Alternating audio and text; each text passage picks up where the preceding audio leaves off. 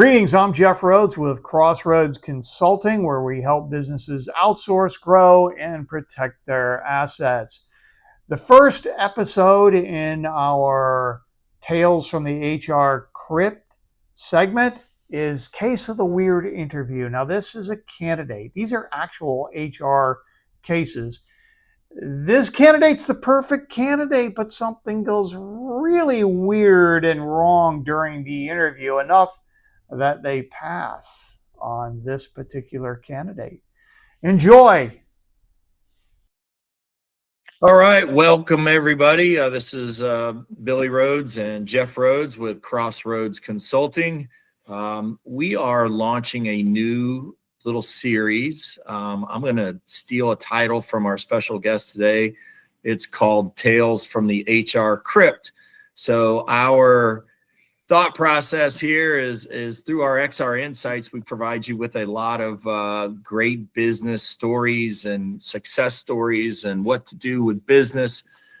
I thought we'd mix it up with a little entertainment and throw in some weird HR stories. However, there's going to be a learning point there, a lesson here of what to do to prevent them, possibly what to do, what to need to handle them. So this is like an edutainment. Edutainment, yes. Video. Yes, edutainment, absolutely. So our special guest today is a friend of ours that we've known for a long time, Stacy Burns. She has been in the HR industry for a long time, and we have shared some great stories in the past. So I asked her if she'd be a special guest to launch this edutainment series, if you want to call it. So welcome, Stacy. Thank you so much for having me. Yep, appreciate you coming on board. If you would just share your background a little bit, and then we'll dive into this thing. Okay, fantastic. So as Billy mentioned, Stacy Burns, 25 plus years in human resources. Started right out of college doing recruiting for the Y2K crash that was about to happen. And that's how I cut my teeth in small business, because it wasn't just about recruiting. I ended up learning HR on the fly. And there's no better way to learn than when your job presents opportunities. You jump in, you figure it out, and you go from there. And so I've worked with small companies, from startups to larger organizations. My most recent and last position was with a very large global organization, and done a lot of different industries. And as far as the HR world, everything from employee relations to FMLA, or the family medical leave, writing policies, disciplinary procedures, firings, layoffs, benefits, safety, workers' comp, and pretty much anything and everything you can think of that falls under the HR umbrella. I've had my hands in it at some point in time. And it's certainly changed a lot over the years, has it not? It has significantly. New laws, new case studies that have gone through the courts that altered the interpretation of the various laws. You have the federal laws, state, you have local, and even some municipalities have very specific guidelines and rules that employers, even small employers, must follow. So it's evolved tremendously in the time that I've been in HR. And as you're well aware of, based on the size of the company, the owner structure, HR has a lot of different meanings. So absolutely, you could wear multiple hats, or you can be an HR director, a generalist, somebody specifically just covering certain areas just based on the corporation you're working for. So absolutely. In one company, it was so large and we were so busy that I focused primarily on training and only training, from new employee orientation all the way through executive leadership development. So that was a full-time job in and of itself. And in that role, I wasn't the only one. I was a team of about 7 or 8. And then to your point, in smaller organizations, oftentimes you wear a lot of hats. Yeah. And been involved in looking at P&Ls, growth plans, strategic planning, etc. Well, very good. Well, let's go ahead and dive into our little edutainment series here and talk about some of the cases that you've had that we thought would be very entertaining. The first one that you have here that we're going to talk about, which I think it kind of starts the whole HR process off when you're dealing with a company, and that is a weird interview is the way we're titling this. You just never know what you're going to get when you're sitting there talking to people, and usually they interview pretty well, but it's what you learn over the next 30 to 90 days that turns out to be a little weird. But why don't you go ahead and kick this one off here and tell us about this interview you had?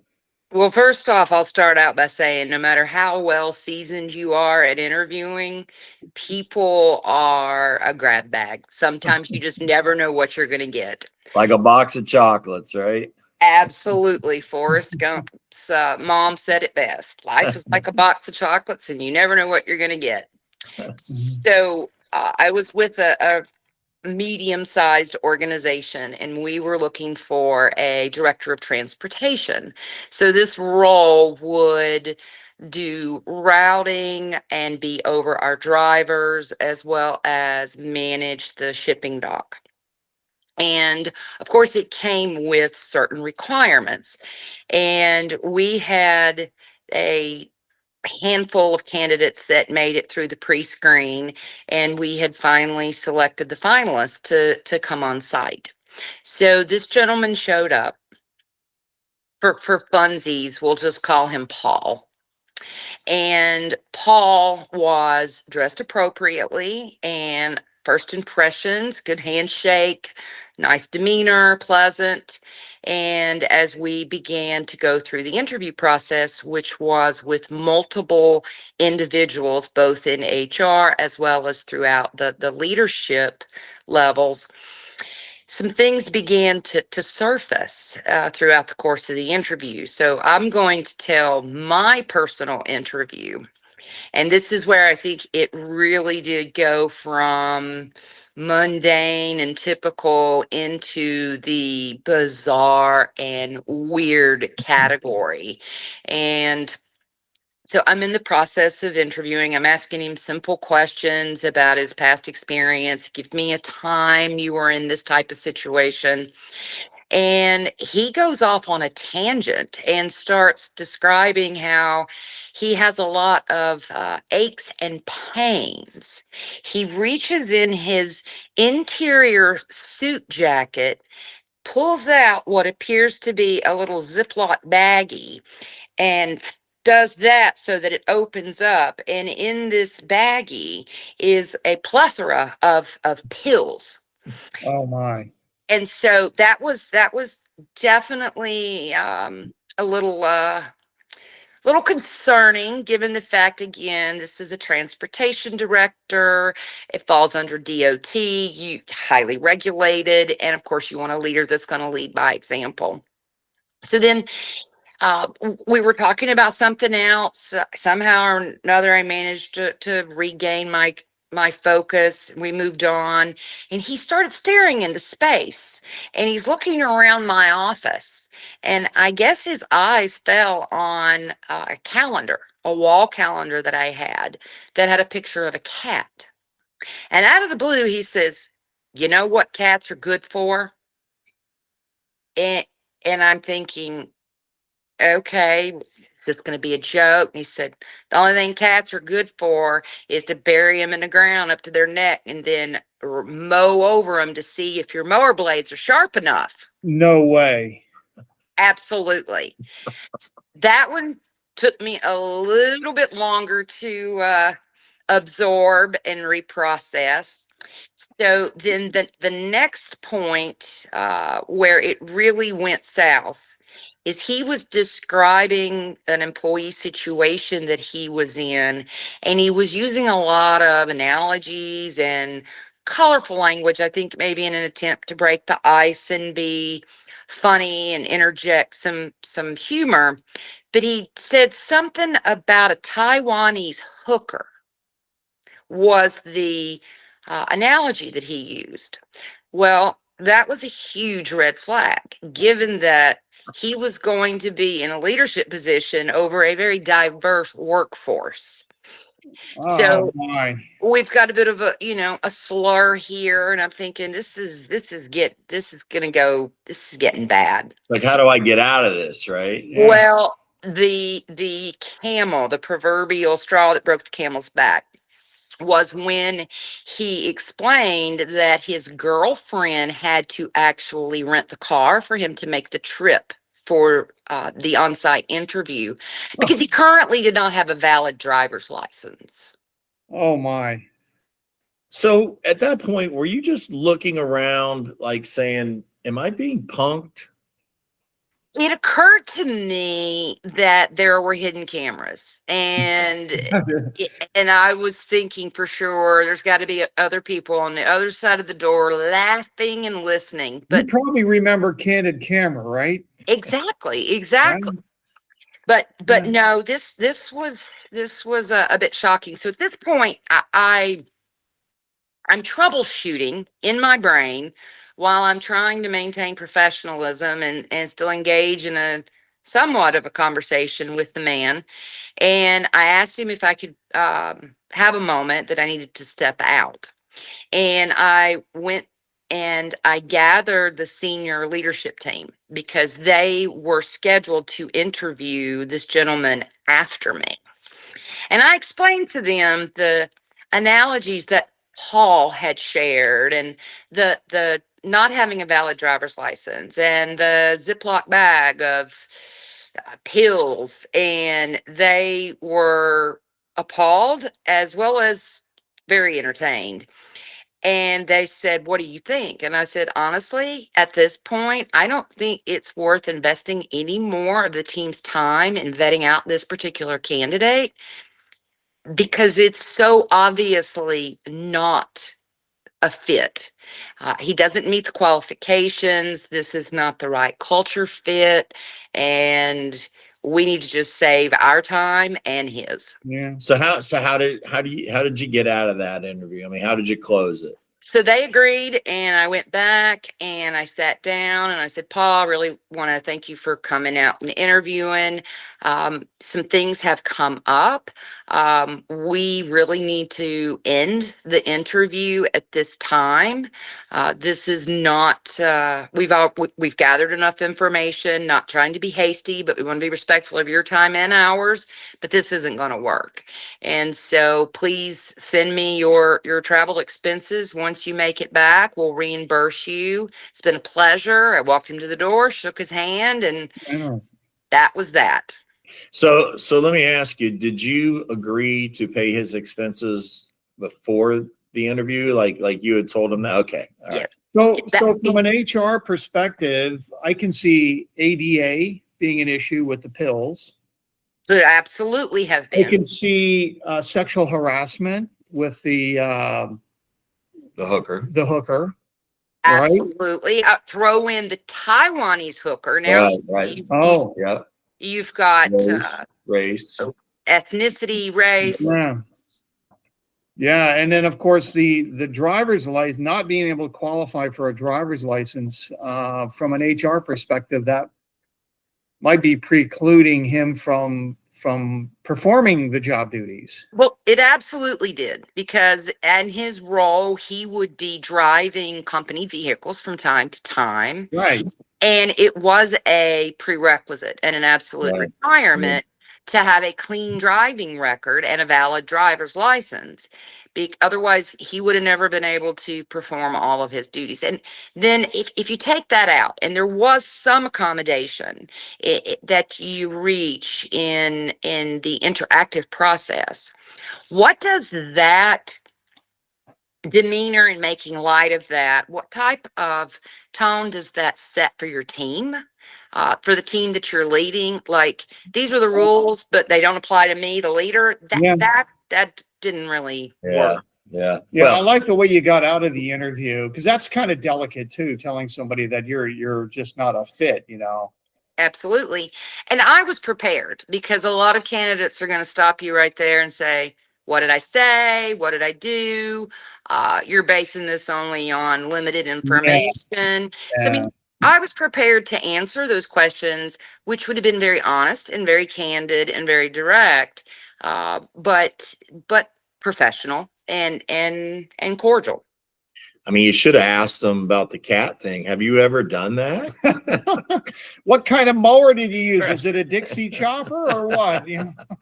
We could have went on for days there, but then I will say, at the end of the day, the leadership team, they gave me down the road, and they were like, I don't know what it is, but people just confess their sins to you. You get stuff out of people. I said, I don't know. Maybe they just feel comfortable, but sometimes there is such a thing as TMI.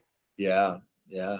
Now, hey, let me ask you this. All right. Let's say you have somebody interviewing this person and they say that and they don't know where to go, right? They're lost, right? And so instead of saying something that could be a liability of the company, it's good to excuse themselves and then go seek counsel through, right?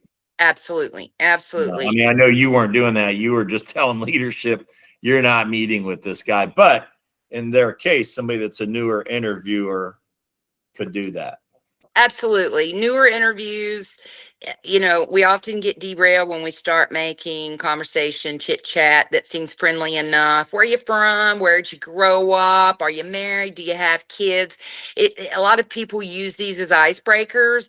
Those are actually inappropriate Yeah. and oftentimes lead to illegal territory in an Yeah. interview. And Well, so, we could go on and on and on about the interview process. And you know what? We may hit you up on that. One of our HR or XR insights.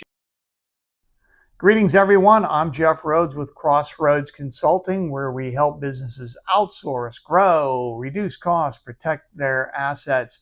In our Tales from the HR Crypt segment, this is number 2. It's the case of the employee, the UTI employee.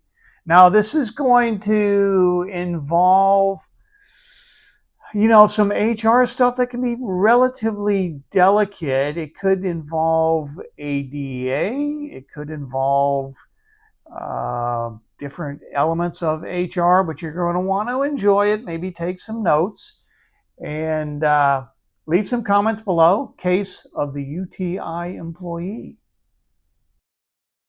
The next one we titled, and I'm not going to go with the initial title, but we titled this one the UTI. There, I said it. Okay. All right. But it's under the influence, not what most people Case were of the thinking. UTI. Right. the case So, of the UTI. under the influence. Under the influence.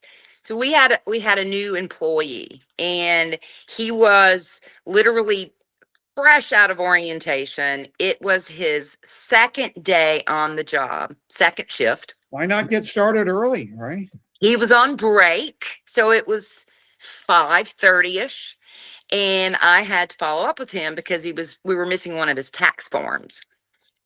So I caught him on break, and I'm talking to him, and I got the very and we were outside, strong odor of alcohol, very strong.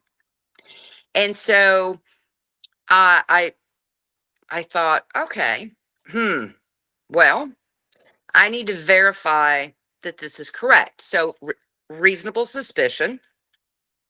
You really need a second person to validate the behavior. So I went in and got a counterpart and had her interact with him, and she confirmed. So we brought him in together, and at that time, I was responsible for the safety portion of the company, as well as the new employee orientation. And so she validated, and we had a conversation with him to say, we need to ask you to submit for a breathalyzer. And he said, oh, well, I haven't had anything to drink since last night. Okay, great. Okay. Great. I could have spilled it on his shirt or something, right? Absolutely. Stranger things have happened. So we ended up escorting this gentleman. Obviously, you're not going to ask this person to drive themselves to the drug testing facility. So we drove him over. He would not do a breathalyzer. He could not get enough air to register, which Really? after 3 or 4 failed attempts, it became pretty clear to the testing agent that it was a lack of effort. Oh. So we did a blood draw. So it's going to take longer for those results to come back. So per company policy, you're suspended pending results. So we made accommodations called cab to get him home safely, because again, as an organization, you're already suspecting this person's under the influence. You do not want to, suspect that and then put them out in the public, as that can create a huge amount of liability for the Yeah. organization. So he was suspended. He was very polite. He was a good sport about it. And what was strange, no slurred speech, walked straight as an arrow, carried himself like he was not. The only thing was the smell. We got his test results, and his blood alcohol content was, are you ready for this number? 0.217. So which is like Point- 2.17 it was double his what it should have been. Well, let's say, so under the influence legally is 0.08. 0.08. Yeah, that's So right. double that would be 0.116. Yeah, He's right. like, 0.217. So he was on a Half 5-day time. bender. yeah, he's off the charts. Absolutely. So what we ended up having was an individual who was a highly functioning alcoholic, because again, no slurred speech, the eyes, the body movements, none of the typical markers that you could observe in behavior. But he was absolutely under the influence, and his position was operating a chop saw. Oh. So he started on Monday, finished orientation, second day on the floor on Thursday, and terminated him on Friday. So how did you terminate him? Yeah. We called him up and told him that we had the test results, and that he would be receiving a copy. He knew the policy. He knowingly violated the policy, and that his services were no longer needed. And we asked if he had any personal items or effects that we needed to make arrangements to get to him, and walked him through the last paycheck and all of that. Did you have any concerns? Alcoholism is protected under the Americans with Disability Act. Did you have any concerns with that? So here's the thing. Yes, alcoholism as a disease is protected under the Americans with Disabilities Act. But being actively under the influence while on the job is not. So if you run in, my advice to organizations, if this is not something that they're very familiar with or they encounter rarely, and again, state to state and area to area, as far as county to county can vary, check with some legal counsel or lean into an HR resource to find out what kind of the general best practices are. Man, that's interesting. He's got a alcohol reading that's off the charts, and he's working a saw. Yes, absolutely. He had all his fingers, I'm assuming, right? Could that have been some kind of a behavioral? Obviously, had there been an accident and he would have, let's say, chopped a finger off. Think of that. Workers' comp. Well, the result would have been, in the state where this occurred, workers' comp still would have picked it up. Right. They probably would have denied it, but under appeal, it would have been picked up. But nonetheless.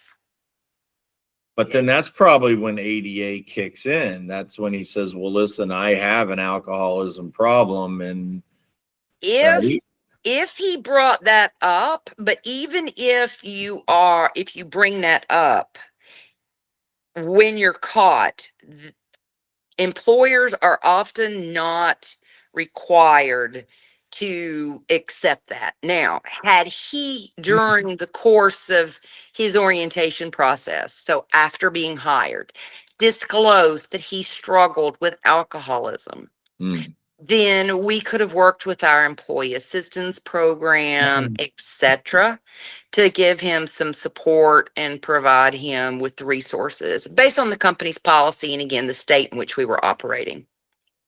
Yeah, so that's really interesting that this ADA thing is really complex. Extremely. Yeah, and you guys, obviously, with your experience, you knew how the ADA system works. But it is odd that he didn't disclose that. Well, who does? Well, some people do. Some people do. As they get caught, sometimes they're fearful of losing their job, and so they'll try just about anything to save their job. Some people almost are waiting to get caught as a cry for help, and it's different. It's different. Yeah. Every situation that I've encountered is very, very different. And then ADA is a federal protection. Right.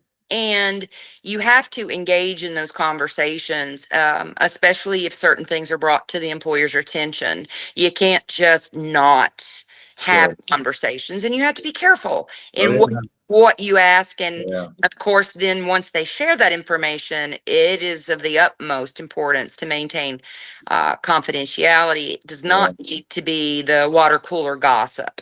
Well, that's a whole nother topic that, again, we could spend days on, right? Hey, the last thought I have on this case, what's interesting is he was so intoxicated, yet his behavior and his coordination didn't indicate any intoxicity, but you can't make a determination or assumption based on smell. Right? Because he might have just spilled some bourbon on his shirt. Correct. But he's not intoxicated, and so therefore you can't afford to make a conclusion or draw a conclusion based on smell alone. That's why it's called reasonable suspicion, and then it is verified by a second witness. If the second witness had not smelled it, then it may have gone very differently. Interesting. Yeah. All right. Oh, fantastic story. Oh, boy, the days of HR. Greetings, everyone. I'm Jeff Rhodes with Crossroads Consulting, where we help businesses outsource, grow, and protect their assets. And that's one of the key elements of our new project, Tales from the HR Crypt. We tell funny stories, actual stories, but there's an educational element to it from an HR perspective. This third episode is Case of the Flasher. Now, I know what you're thinking, but it does involve potentially sexual harassment. It does involve potential ADA and some other elements of HR. Take notes. These are some of the things that come up in the workplace, and this stuff will help protect your business. So enjoy this segment, Case of the Flasher. So we're going to get on with our third one here, and this one we titled The Flasher.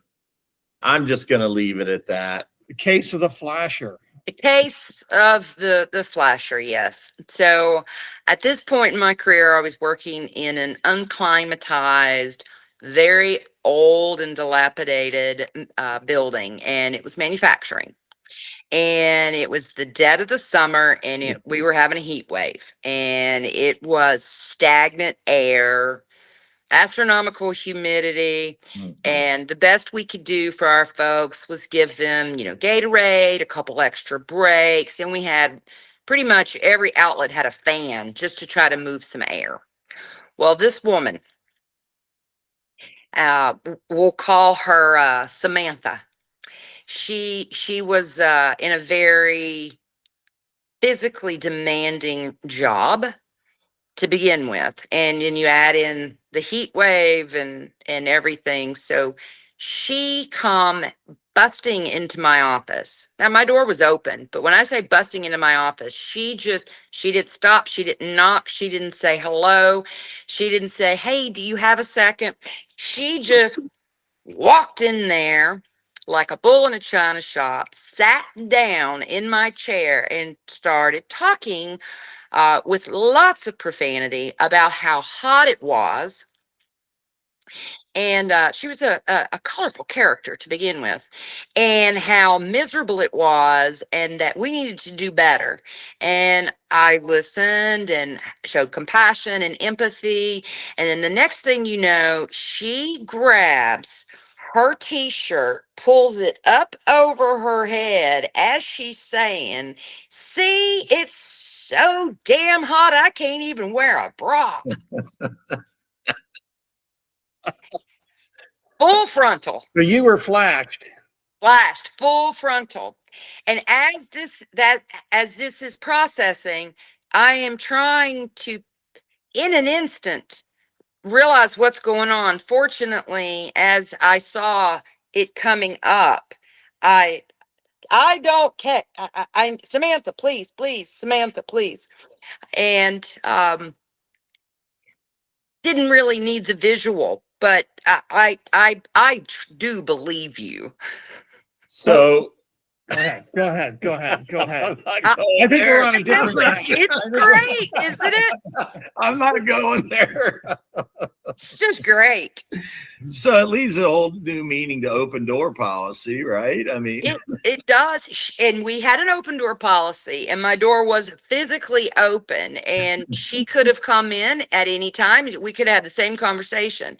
And this one is a highly entertaining story, and it was a bizarre experience because she had a very brash way of communicating. And she's on the shop floor, so you got to give a little wiggle room for shop talk with a little profanity here or there. right. She's frustrated, and she's hot, and she's miserable, and she's tired, and we're working overtime, and so I get it. But the moral of this one is you just never know how your employees are going to communicate, and communication styles vary. I had conversations with Samantha at different times, and yes, she was still kind of in your face and a little curt, but calmer and still direct, but calmer and easier going. So in the moment, at this moment, she had it, and she was gonna let anybody who comes across her path know. So she went over her tipping point, but you know what? Listening to the story, it sounds like a legitimate complaint. I mean, the work environment has to be maintained, does it not? Absolutely. We were doing the best we could in the space that we had.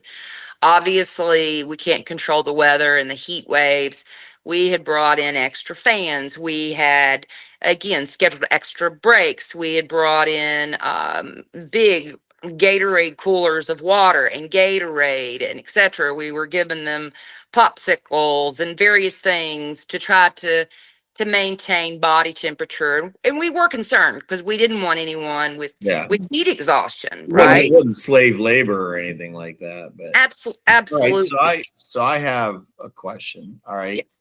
Let's say it was me as the HR director, a guy, and she comes in and she does this. Where do I go other than, whoa, where do I go? So that is stop it, polite, nice. And then I would recommend that you find a female leader to engage the three of you. It's probably the safest. Gotcha. Yeah, because you're bordering on, again, sexual harassment, Well, yeah. right? Well, what you certainly don't want to happen is, and it could be that the door's wide open and there's nothing with you as the HR director or Samantha, but someone could walk by. They could see something, take it out of context, Right. Oh, and yeah. the next thing you know, you're having an affair, and it's the talk of the whole company, and things can. Or she tells me that she's developed a rash down there, and I say, "Well, show me." So Yeah, she did. yeah. You just never know where people will go. But You know what I? the work environment, though, if she's got a legitimate complaint, it could lead to health issues. Potentially, yes. Yeah. Yeah. She did not at the time disclose any pre-existing conditions. It was just as far as her own health. And had she, then we would have engaged in conversations back to the Americans with Disabilities Act about how we can accommodate based on her situation and doctor's recommendations. But Ah. this was just very simply an employee who was fed up, hot, and gonna make her point. Right. Right. Provide her some ice packs and go. Yes, Yeah, yes. so she reached a breaking point, but you know, workplace safety, workplace safety, you hear about complaints all the time. Well, I was injured because the workplace isn't safe. I slipped and fell, or I cut myself on a machine because the guard on that machine, and being in the manufacturing side, as much as you have the equipment, the maintaining of the equipment, the guards, the safety protocol is critical. But if you put yourself in her position, how would you have handled it if you were in her shoes? Had I been in her shoes, I would have discussed it first with my line leader. And but I also would have understood this is an unusual heat wave we're having. The facility is not air conditioned, and we were at the tail end and getting ready to relocate to another facility that was air conditioned. So we knew it was short lived, and everybody was happy about it. It was just one of those times, again, a lot of pressure, high orders, working overtime, the heat, the exhaustion, and Yeah. she had just had all she could handle. So just beware, employees are going to tell you things, but you just never know how they're going to deliver them. Oh yeah. I think sometimes owners and upper level management, they may miss some things that are fairly obvious, like the heat in the workplace, or they may not consider the ramifications of a poorly functioning facility. Right. Did you see anything along those lines with leadership? With this particular company at this particular time and these leaders, no, not really. They were very engaged. They were on the floor. They knew the working conditions. They were walking around checking on their folks. They were, Right. you look tired. Hey, you need to take a break. I want you off of here Oh, for 15 minutes or so. So very engaged, but I can absolutely see how that could have been very different. And I've seen that in other companies where the leaders are in their cushy little air conditioned ah, office, and the it's dead of the summer, and they're, let's say, on the loading dock, your team's busting their butt, they're wringing wet with sweat, they're exhausted.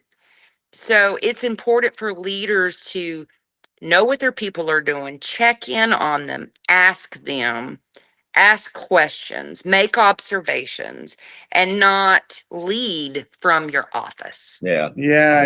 Exactly. Great point. Because certainly the leaders are in a air conditioned office. right? More And often than not, yes. yeah, and you lose touch with what your employees. Man, Billy and I have worked with major corporations, publicly traded, and senior leadership will place some directives on the staff, whether it's sales or what.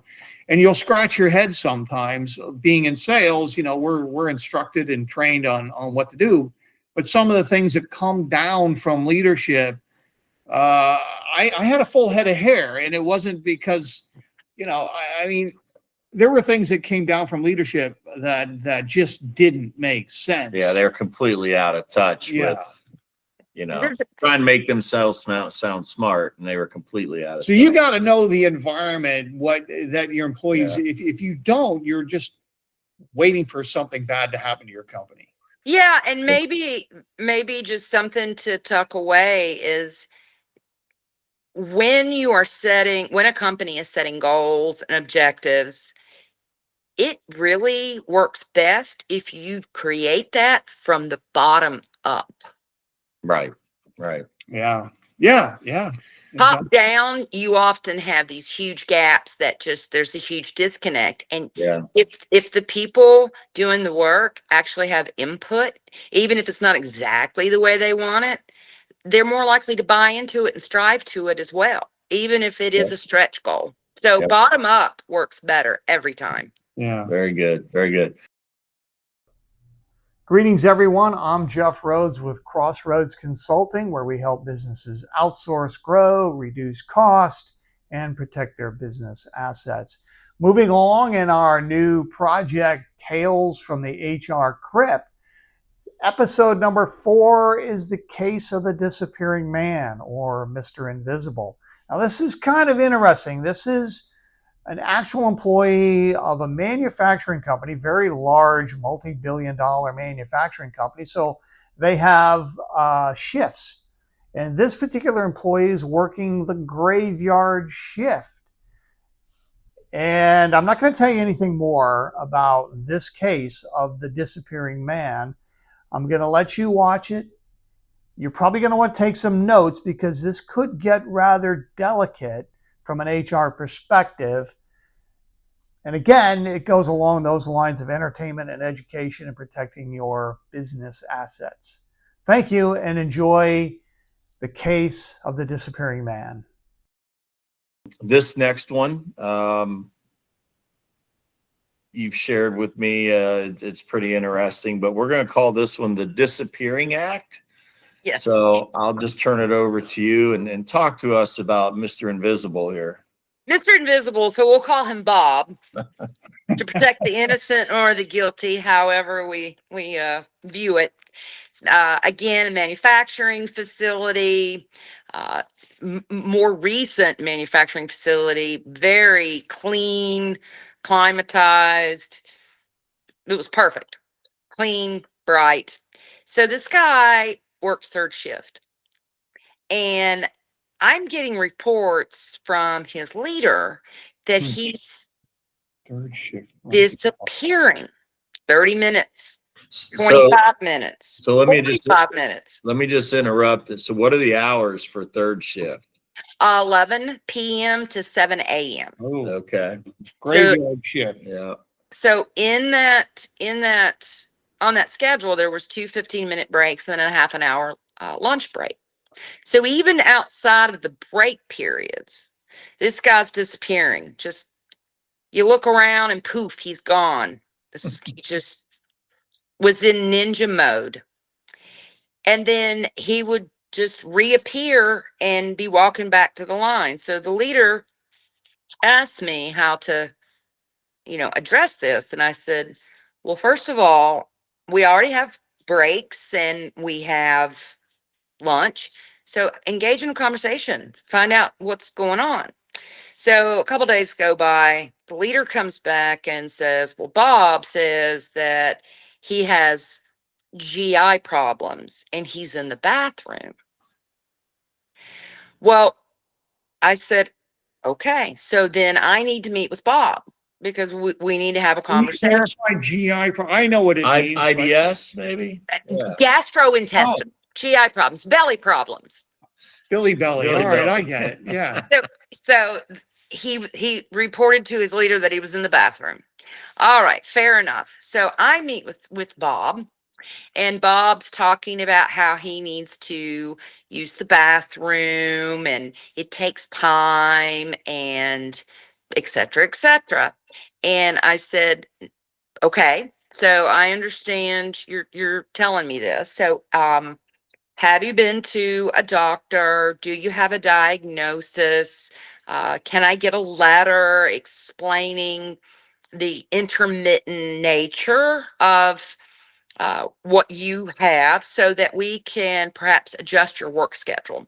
Because when we really started looking at it, out of a 7.5 hour, 8 hour shift, he was probably actually only working about 3 hours Whoa. average. Whoa. So Whoa. he was just disappearing. That's a lot of time in the bathroom. That's Lot. a lot of time in the bathroom.